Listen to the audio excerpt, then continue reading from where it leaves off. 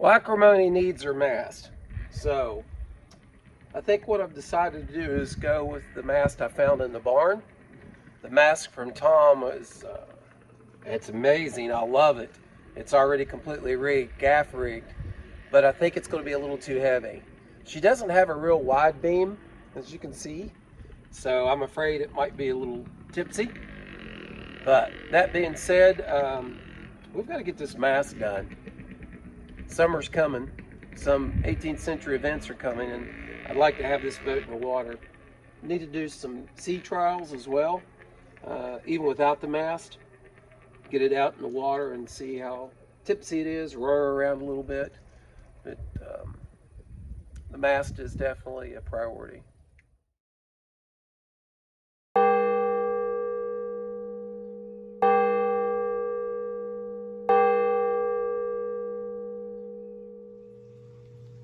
Mast straightening complete. I've really got no issues with that. There is a slight curve, smiley face, but nothing I can't pull out with the rigging.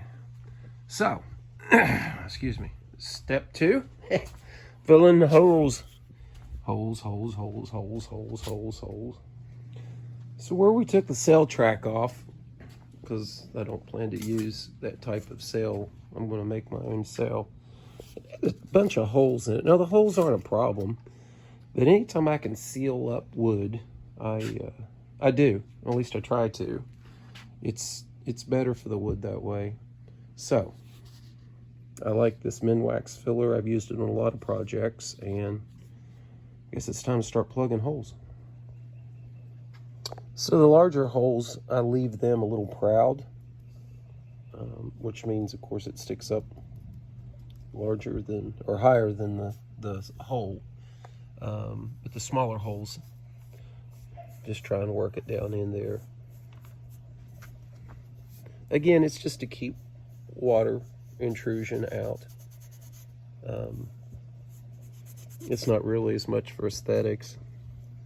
I guess it does make it look better if it doesn't have a bunch of holes in it, but I don't want water getting down in there and causing rot. So, okay, I'll turn the camera off because I doubt this is very exciting at the moment. Yeah, a simpler way of doing this, and I've done it before, and it's worked out pretty well, is just to use the wood glue, like I mentioned earlier. Actually, the wood glue I used to do the mast repair itself, gluing the two pieces back together, and fine sawdust, which is probably basically what this is. But in an effort to expedite the job here, I just picked this up from a home improvement store. And like I said, I've used it before, and to great success. I've never had any complaints with it, but it's just as easy to glue it. And actually, you can sand it. If you put glue in, your holes, then just sand, and the dust, the sanding dust, will fill in the holes, which is essentially, what I'm doing here with the wood filler. And you can use epoxy. You could fair it out with epoxy fairing compound, but that'd be a little more expensive. And the more I can keep it woody, if that makes sense, then that's what I'm going to do.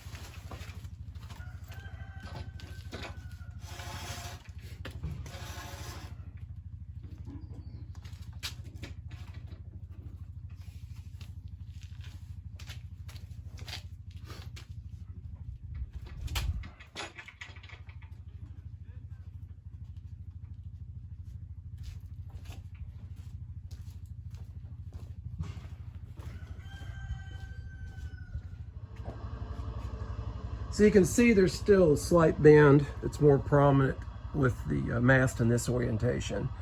But as I said before, I don't think it'd be a problem with using the stays and the dead eyes to straighten it out a little bit. I think one of the other viewers commented that perfection is kind of your worst enemy, and I should be safe because I am far from perfect. So let's get sanding. I think it's ready to sand now. I don't know how many of you cringed when I used the pressure washer on the mast earlier in the other video, but I did that for a reason. I wanted to raise the grain and get a lot of water intrusion into the wood so that I could try and straighten it where I glued it improperly. So any of the rough areas I'll sand down. I'm gonna sand it down by hand using 80 grit sandpaper. I'm not gonna use anything mechanical. Like I said, I'm just gonna do it by hand, and I am gonna wear a mechanic's glove because just say I dug some splinters out of my hands when I put the wood filler on there would be an understatement. So I'm gonna get the sanding, work it down, get it smooth, and then we'll stain it.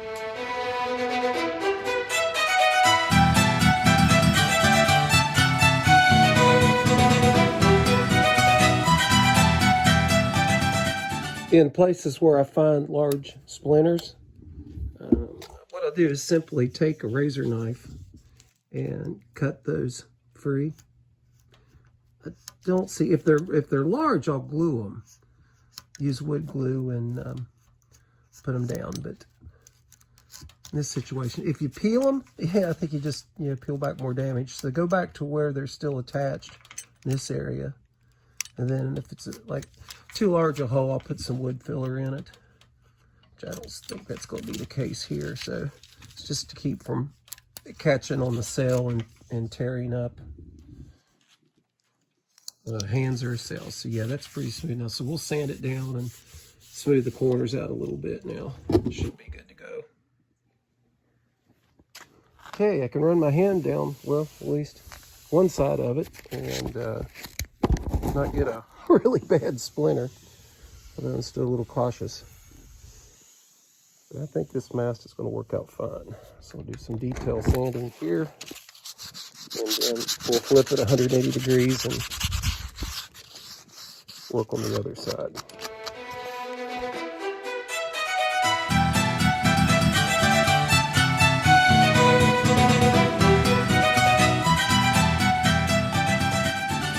It's looking like we've got it pretty doggone smooth.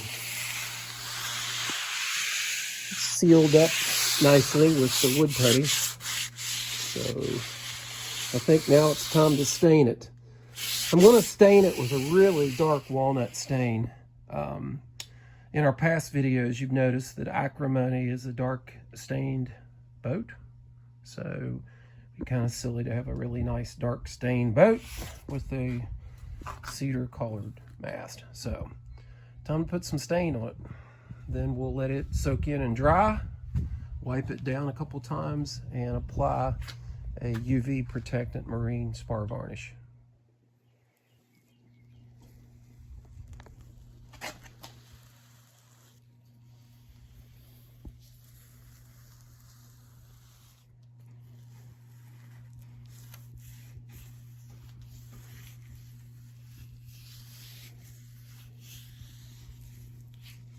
I'm going to put it on thick, really thick.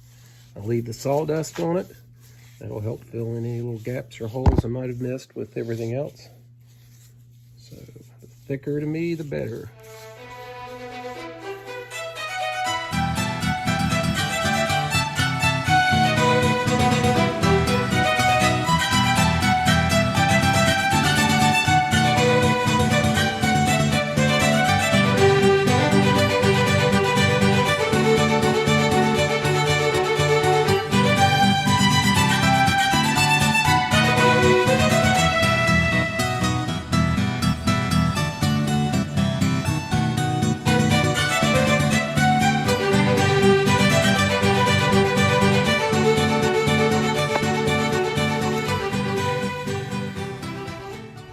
Came out good. I'm happy with it. So I'll let it cure out. Give it Time to soak in and cure.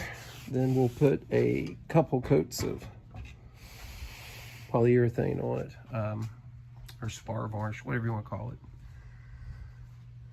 That wood will seal it up and nothing will hang on it. I did take the hardware out here, the bronze hardware. Looks like I'll have to take this pulley out and move it along because this is plastic. And if we're going to try and do an 18th century replica boat, we don't need a plastic pulley. But the hardware on the bronze pulley is pretty neat. I've got to find a dowel rod to fit into that space there so that the screws can screw into it and hold the washers on, which holds this in place. Pretty neat way of doing it. I never dreamed that they'd use a wooden dowel rod, but I think I've got one down in one of the other storage barns.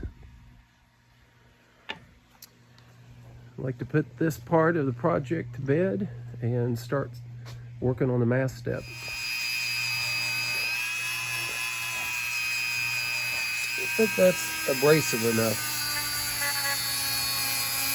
Might be something that a good old SOS pad will do.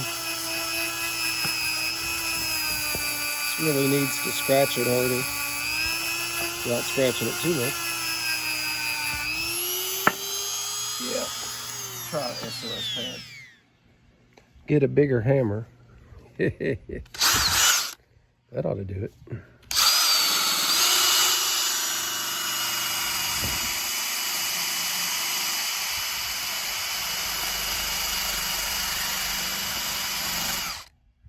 Oh yeah. Okay, well, I don't have one of those sexy camera holder thingies on your head deal, whatever, so I'm gonna set the camera down and start polishing.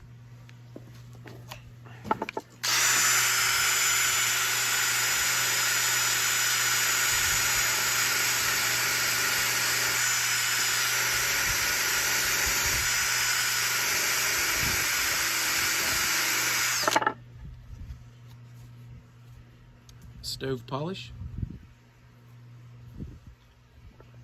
Just a little bit or you'll end up eating it.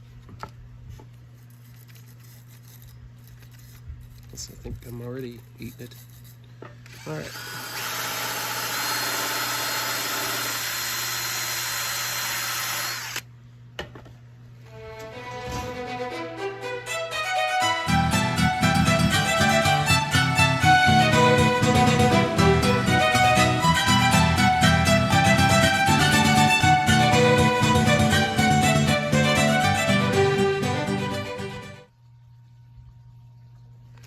So the bushing, for lack of a better word, had a dowel rod in it. That's what the screws screw into, each end that holds it in place. So we'll cut that dowel rod so that it fits snugly into that bushing.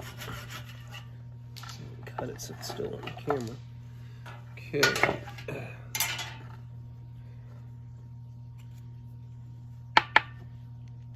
It's in like that. And then these screw in the end. So get a small drill bit. See if we can make a pilot hole. I don't know about your household, but this one with 4 boys, I hide the drill bits, the good drill bits, because it never fails when I go to get a drill bit. Can't find them because they're all broken. So let's get a little bit bigger than this. These are really nice bits, more of machinist level bits that were gifted to me. Hard to find good drill bits anymore. So we'll attempt to drill this by hand, not breaking the bit. Be a little karma, wouldn't it? So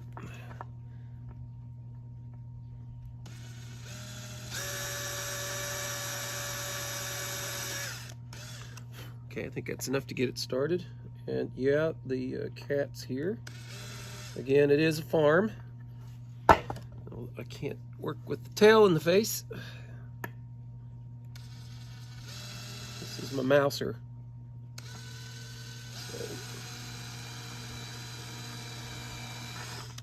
Okay, so I think we're good. I'll get a screwdriver and put it all together. All right, girl? Found you in the woods, didn't we? Yes, we did. The old dogs had you. He's a sweet cat, but a little too sweet.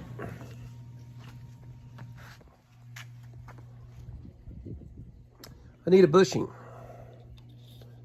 That slides in there. And of course, the pulley goes in there. This is the axle for the pulley. The same bushing, if you want to call it, or axle, I don't know, that we put the dowel rod in. So, it looks like a 40 cal. Shell fits it nicely.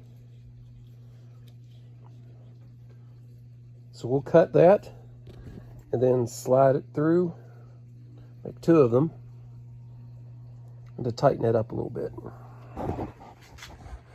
Okay, so the bushings, will make them out of shell casing, and 45 is too big, so the 40 caliber seems to work great. The other shell casings are rifle casings, and this is, it's not brass. It looks like brass, but it's an old Mosin Nagant. Actually, no, this one isn't. Yeah, this one isn't. Anyway, I found one that looked like brass, or maybe copperish. It was aluminum. It was a Mosin Nagant round, so we didn't use it. Bushing making time.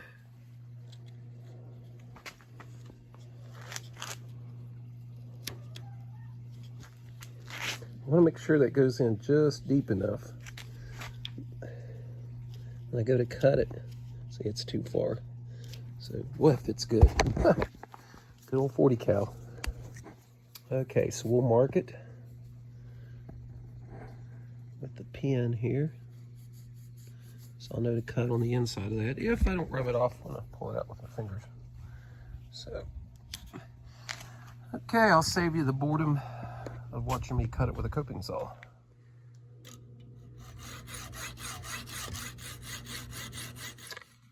The bushings went in tight, but I'm afraid that over time they might wear themselves back out. So I'm gonna go ahead and set them with some West Systems epoxy. So, time to get to mixing. Epoxy mixed.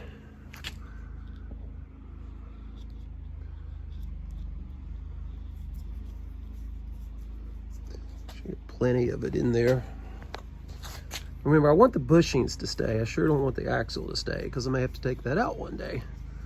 And with this epoxy, it will stay. Okay, we'll put some on the bushings and get them set.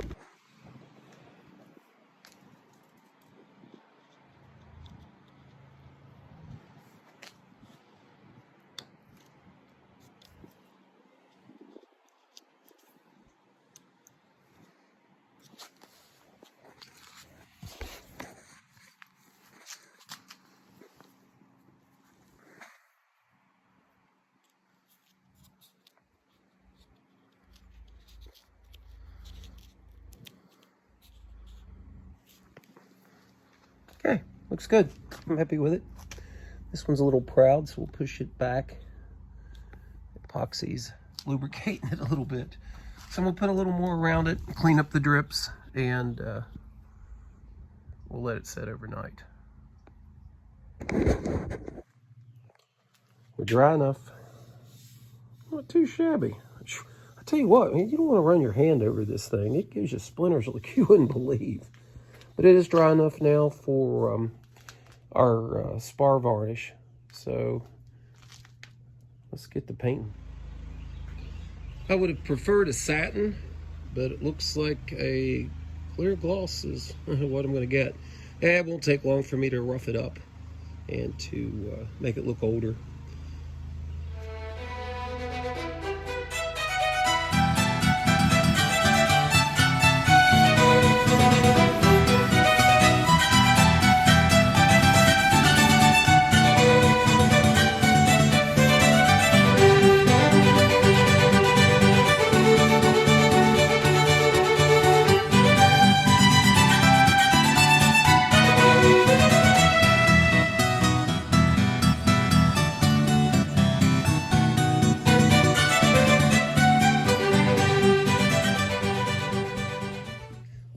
pulley cleaned up pretty nicely.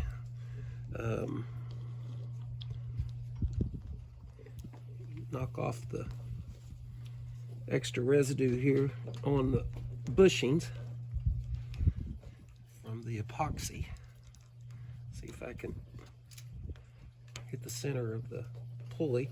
It might be a little hard.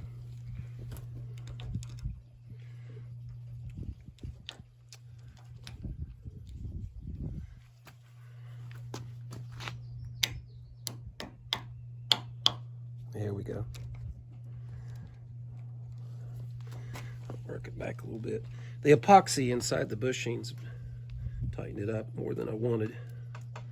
We could work around it.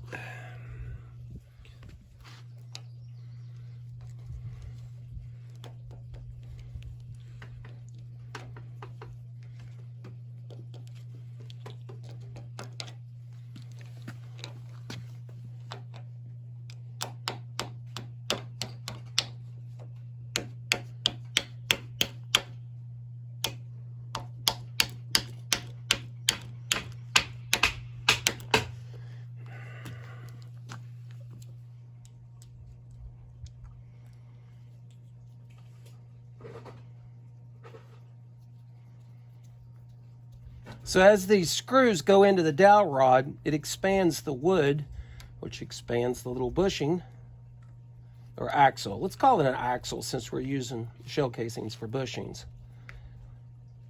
And tightens everything up really nice. So we'll do this side. So put it in place.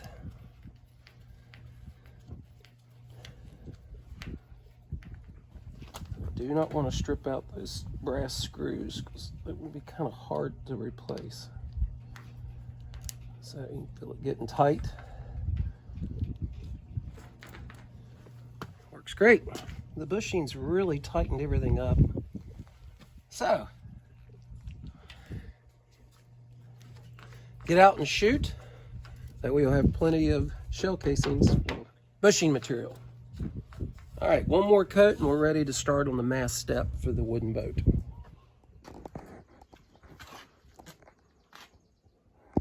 I'm not going to complain. Came out really well. I'm going to give it a couple more coats. But it is a lot better than it was. So, yeah, no complaints here. So I think we can pretty much wrap up the mast project.